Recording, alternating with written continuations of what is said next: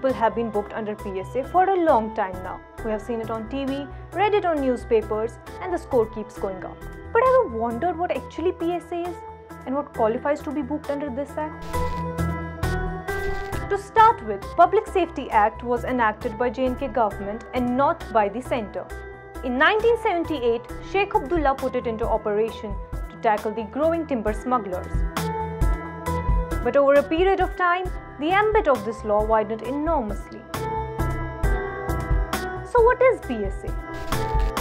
Public Safety Act provides for arresting and jailing of a person for 2 years without trial on mere suspicion that he or she may disrupt law and order or may be a threat to the security of the state.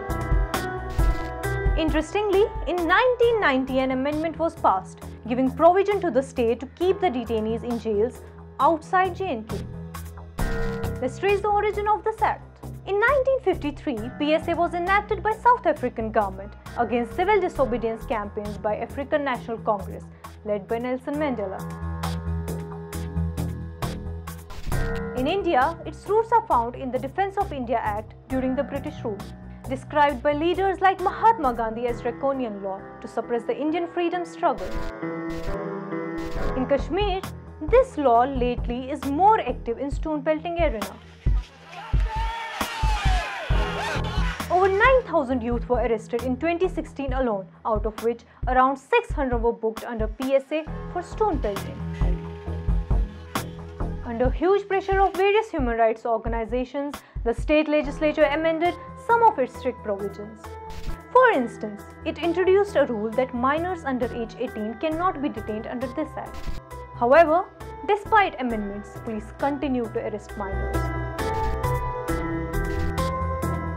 Many activists, lawyers, separatist leaders have been booked under this act and even multiple times. According to Amnesty International 2016 report, 8,000 to 20,000 people have been booked under PSA since 1991 in Kashmir.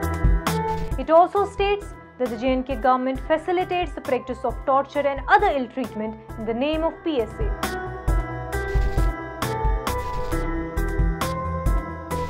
So, is there a need to amend this law further? And more importantly, can these amendments really prevent human rights violations in Kashmir?